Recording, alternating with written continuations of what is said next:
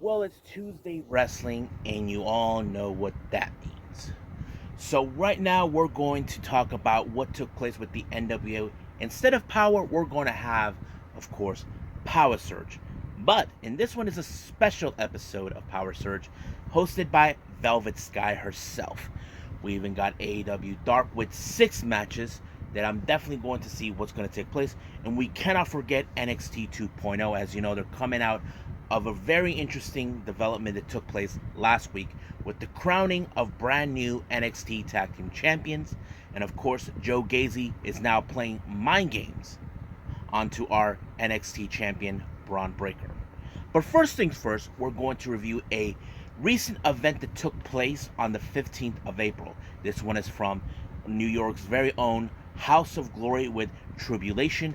All championships will be put on the line. The House of Glory 6-way Cruiserweight Championship, the women's title, the tag team titles, and the crown jewel. So I'm excited to review that, and of course we got some interesting news updates to share with everyone taking place. So, let's get ready for another episode of Deleted WrestleZone.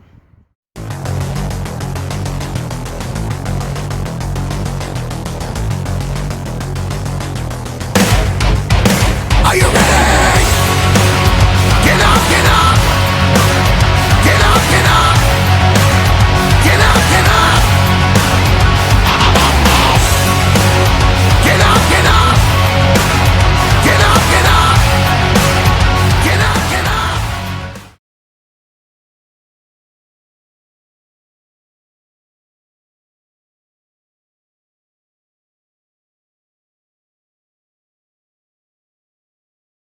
Welcome everybody to Deleted WrestleZone. All things that it's pro wrestling with AEW, NXT, New Japan Pro Wrestling, Impact Wrestling, the National Wrestling Alliance, various promotions, wrestlers, matches, and championships.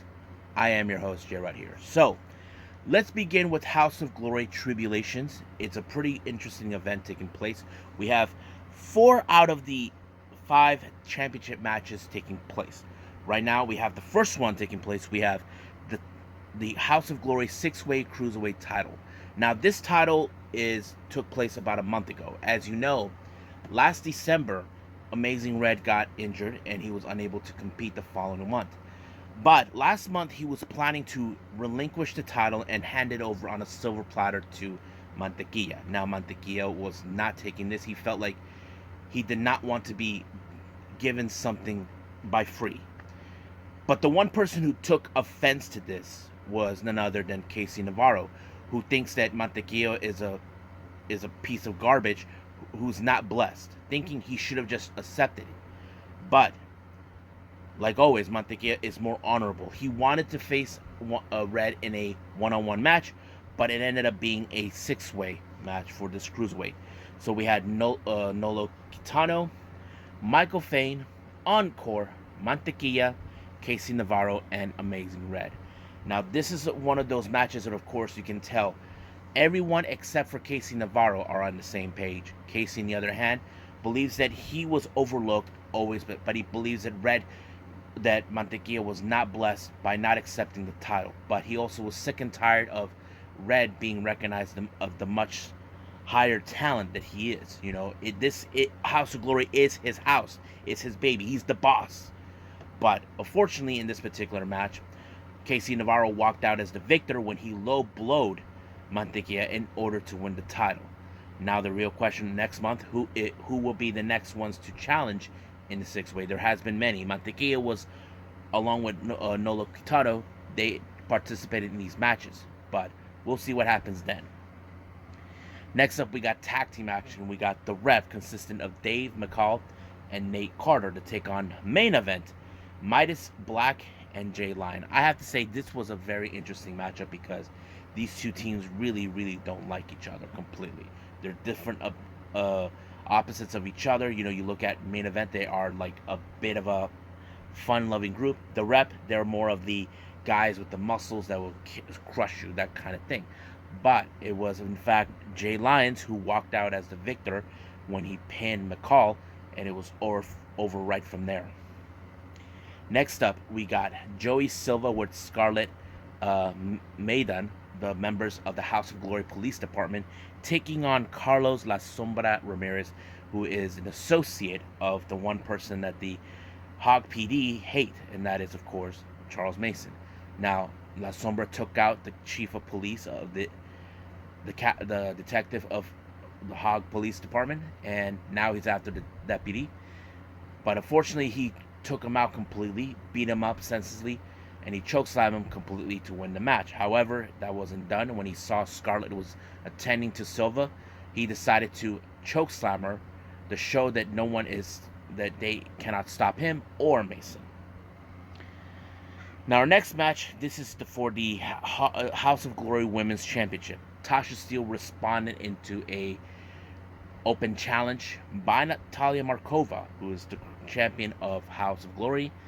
She accepted it. Now, you can tell by the look of Tasha, she wants to add more gold into herself, but she has to get through the most ruthless person and the most dangerous individual in the wrestling business. However, this did not turn out well for neither women, because they tried to kill each other outside the dang ring. The ref tried to tell them to get back in the ring, but they did not, and they received a double counted out. But you know this will not sit well for Tasha, but I don't think Natalia Markova gives a damn, because she remains as champion. Now, our next match, this is for the House of Glory Crown Jewel Championship. Originally, this was supposed to be a three-way match, but the root of all evil himself, the sick individual, Charles Mason, attacked Ken Broadway, choked him to death by using a bag onto him, and tossing him right straight to the audience to ensure that he remains the only one to face against Low Ki. Now, even La Sombra was there too to ensure that he gets out. Now, things would have gone Low Ki's way. However, what he did not plan is, of course, is when the lights turned off, we saw the United Empire, TJP and Jeff Cobb, attack them. Now, keep in mind, TJP lost the Crown Jewel Championship to Low Ki. This is a revenge. But the commentators made an interesting point. Why would they come after him now? Well, did Will Ospreay, the leader of the United Empire, had anything to do with it? Well, that was the obvious question.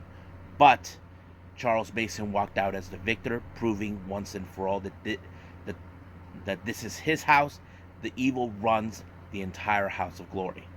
But during the post-match, United Empire tried to destroy Low Ki in any way possible. But however, it was intervened by damn boys, the Briscoes, which they are part of the main event for the House of Glory Tag Team Championship. Keep in mind, this is something that Will Ospreay probably gave orders to both TJP and Jeff Cobb to obtain these titles in the name of the United Empire. But as you know, the Briscoes, damn boys, they're the toughest SOBs on the face of the pro wrestling world. They will not back down no matter what.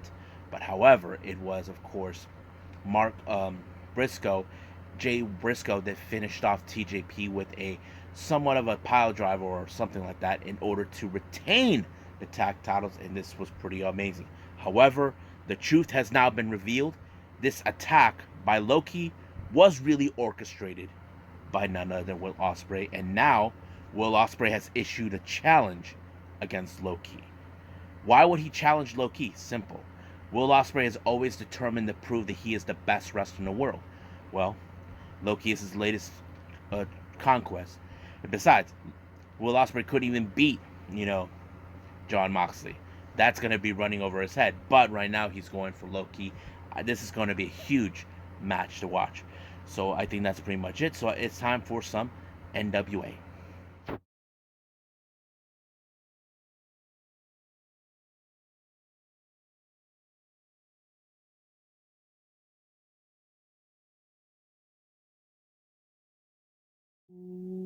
Righty then. So, as you know, I mentioned we have NWA PowerrrSurge. Now, this is a different show they normally do. There's PowerrrSurge, and of course, this one has a different type of feeling. But these are matches that already been pre-taped. So just to clarify to everybody, but this one was a special type of PowerrrSurge. This one was called Velvet After Dark, she was being so hot and sexy. But if you have kids at home, do not let them watch because you may not like these kids should not be watching this whatsoever. But there were some moments where Velvet Sky was getting turned on by her favorite tag team. We're talking about Dirty Dango and JTG, the Dirty Sexy Boys.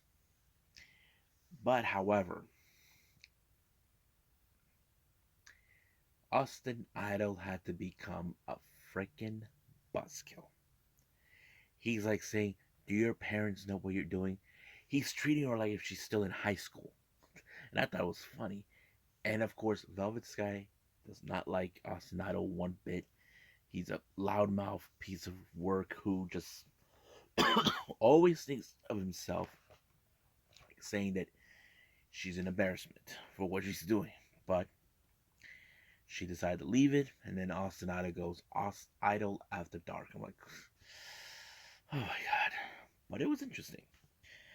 But however, the matches they had was very unique. We had first match, Garrison Creed to take on Zion. Now, keep in mind, Zion has not taken his eye off the ball.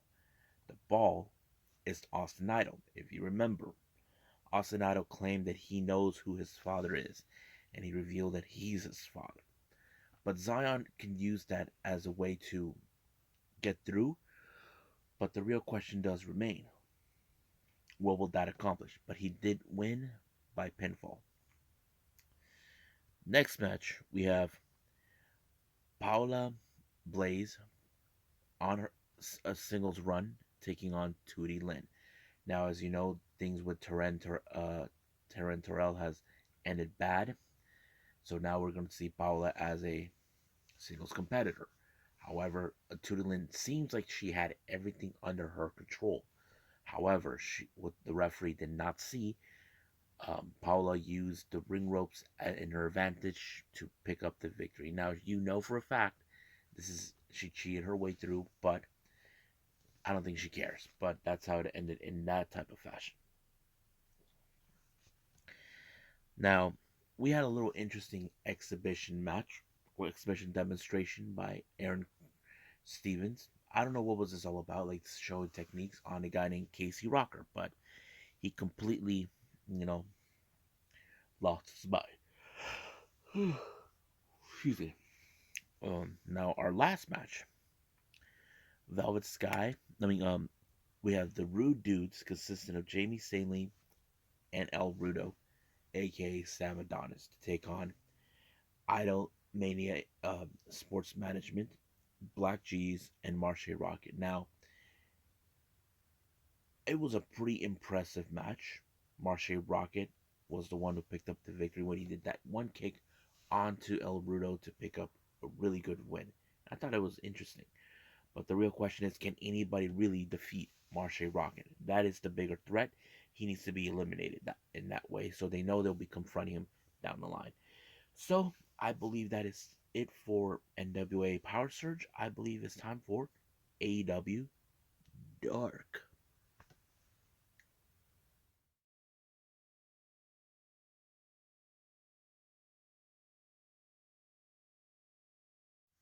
Okie dokie. So we got AEW Dark.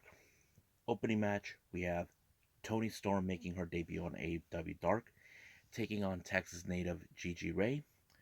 I think she's native, I'm not sure. But anyway, in commentary, we had, of course, Jamie Hayter, who will be facing Toni Storm. And I think this is one of those matches where, of course, we're going to see what Toni Storm can bring to the table of the start of the Owen Hart Foundation tournament in the women's division.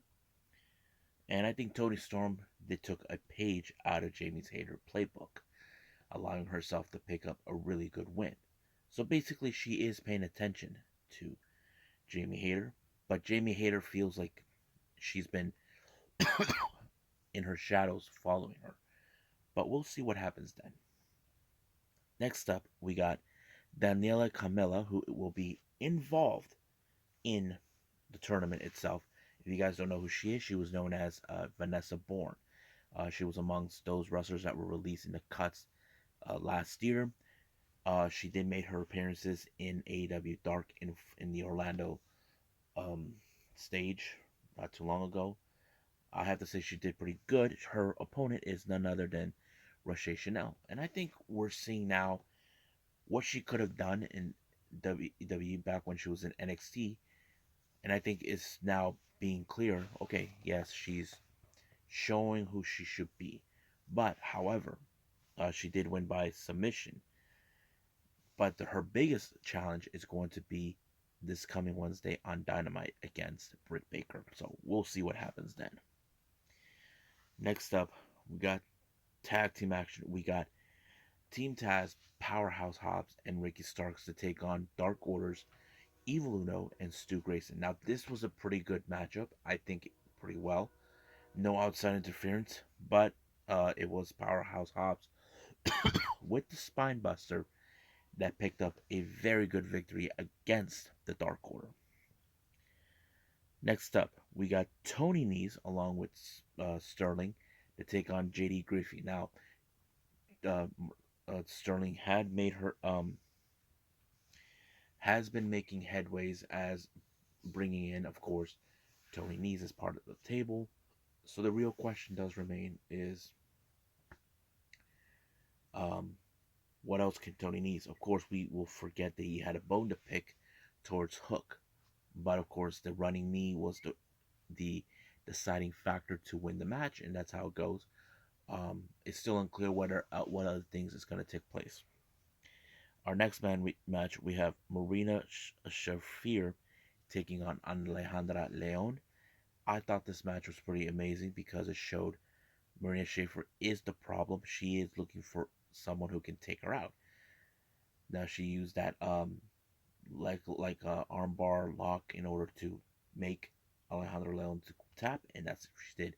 However, she decided to confront Marina Shafir. As you know, she has a problem with her because she's an MMA fighter. She believes MMA fighters have no business being, but she will be taking on Jade Cargill this coming Friday on Rampage. That is something we can pay attention to. In our main event, we have, of course, QT Marshall. The Factory, Nick Comoroto, and Aaron Solo, along with QT and Anthony Ogogo to take on Swerve and Keith Lee. I thought this match was amazing. I think it was pretty good. We had two behemoths facing off. Of course, Nick Comoroto and Keith Lee.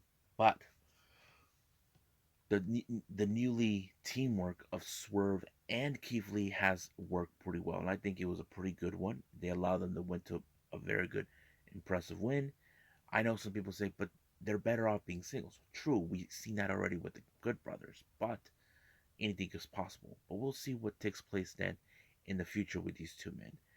But I believe right now it's time to end the review with NXT 2.0.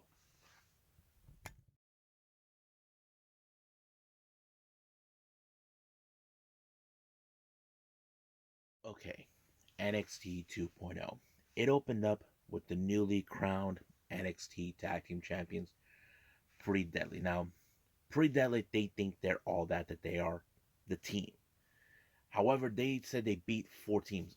No, they did not. They only had to beat the Creed brothers to become tag champions. That's the thing that they're twisting it around.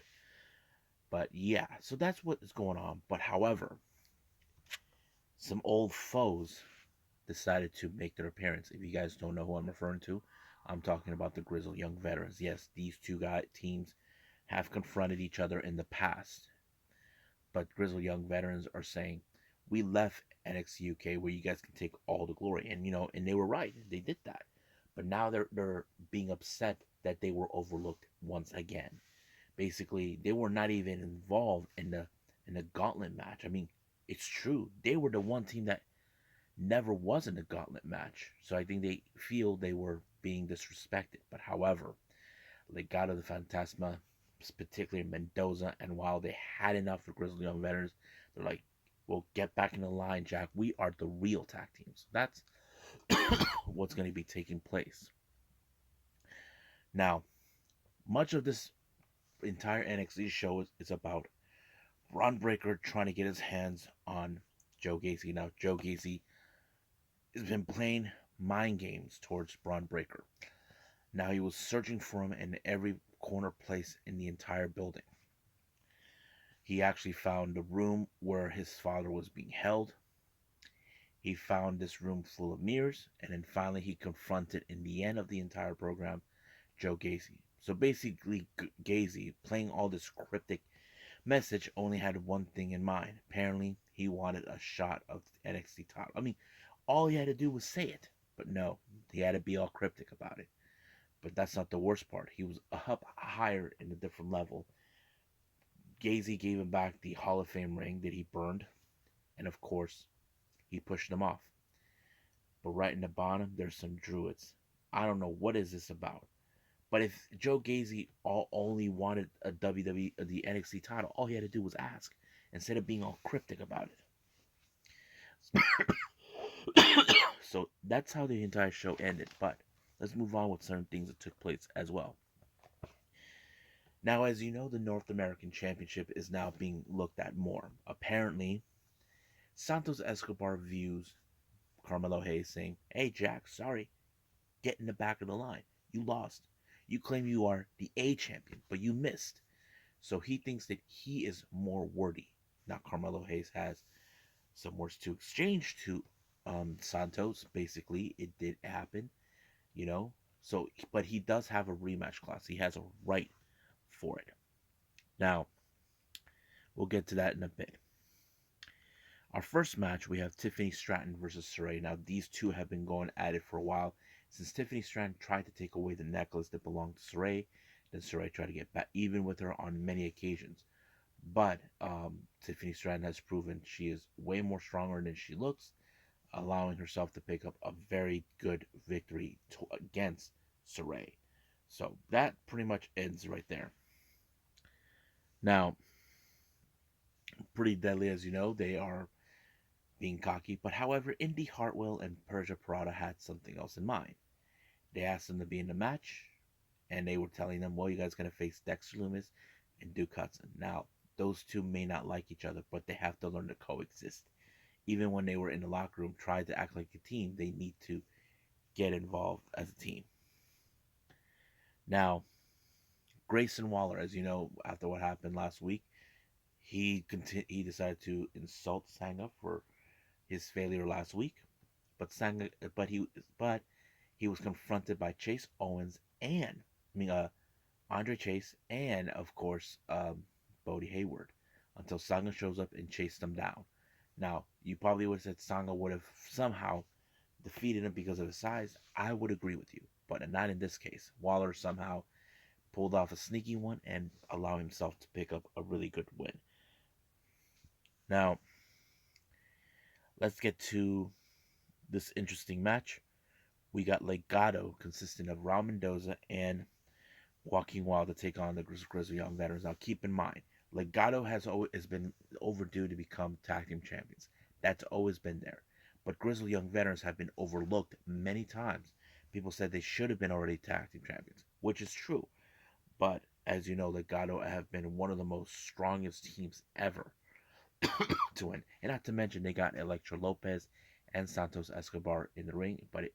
But however, it was Legado that walked out the victory with the pinfall, giving them a much better edge. But however, Santos Escobar wanted Tony D'Angelo to take a look what a real boss should look like. So he had a match against Carmelo Hayes. Whoever wins this match will most likely be the ones to challenge for the North American Championship. Now, the match was pretty good. Now, people would have assumed right from the get-go that Escobar is the rightful winner. But however, Tony D, who is trying to be respectful to Santos Escobar, decided to show disrespect.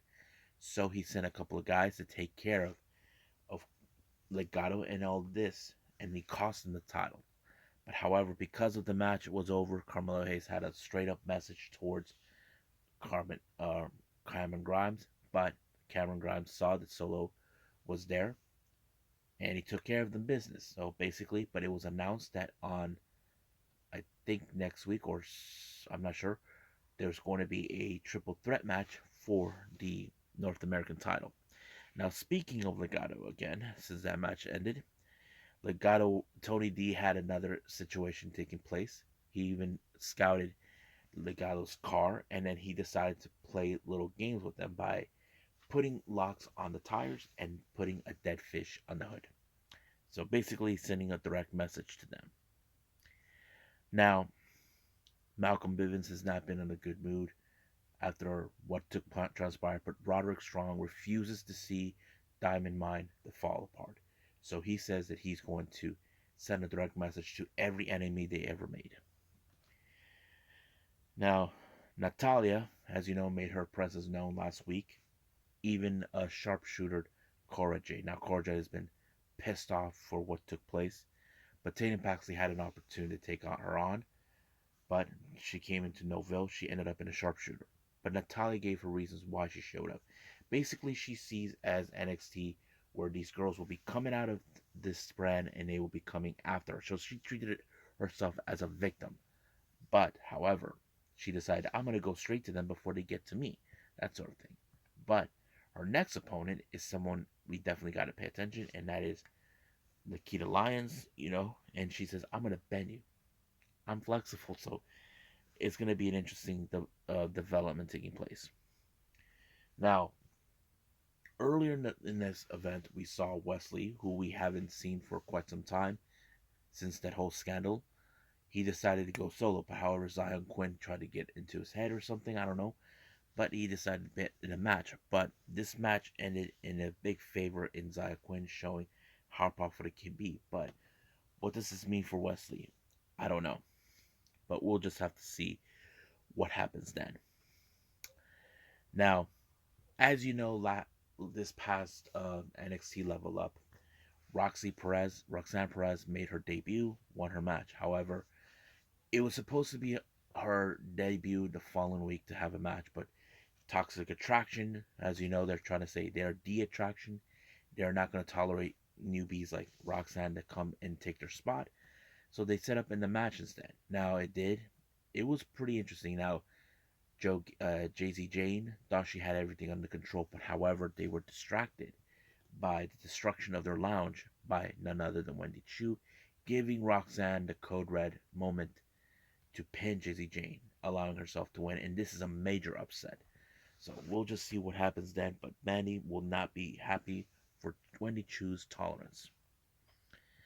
Now, our main event, it was in fact the NXT Tag Team titles. We had Duke Hudson and what's his name, Dexter Lumis take on Pretty Deadly. I thought the match was pretty good, but I could not imagine how this teamwork between Lumis and Hudson would work. I mean, they did pretty good, but however, were not. They came up short once again against Pretty Deadly with their usual tactics. So that's how it continues on. So I think the show was pretty good. I'll give it maybe a 7.5, I'm sure. But right now, let's just move on with some news updates right now.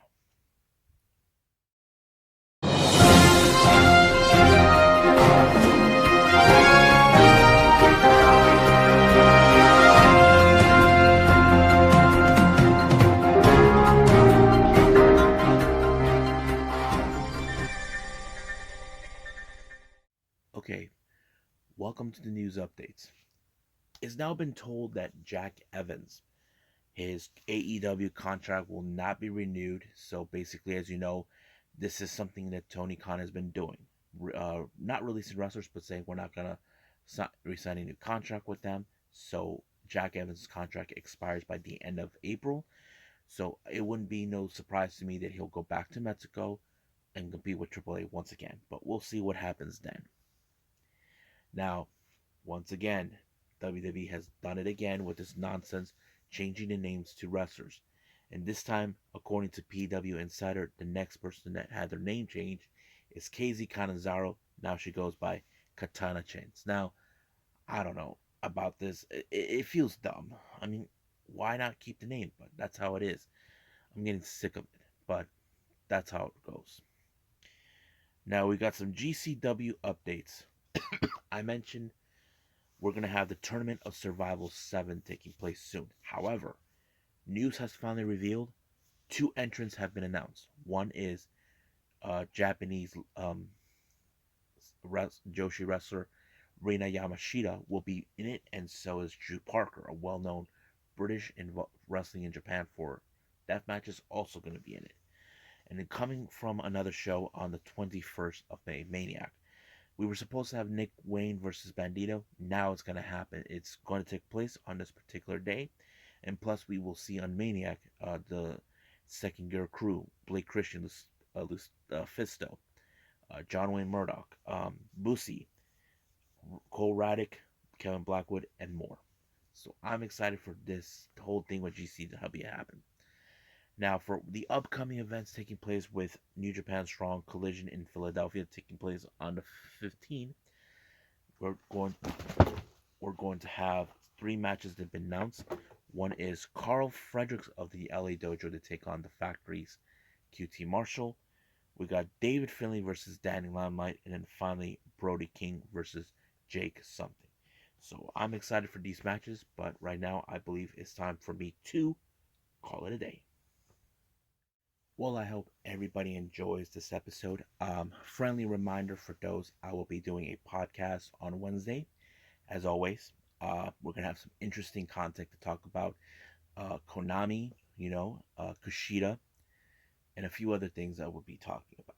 However, for the next episode, I will be reviewing AEW Dynamite, and also, for those who don't been wondering, how come I haven't done the New Japan stuff since we began the latest tour? I don't know what's going on, but day 2 has already been set on the live on demand. I'll be covering those two, but I'm considering maybe covering more Japanese wrestling shows. I haven't decided which ones yet, but I'll keep it a surprise for everyone. So I think that's pretty much it what we got for today. So let's just say I'll see you guys in the next DWZ time, same DWZ channel. I must bid all of you adieu. So goodbye, and have a nice day.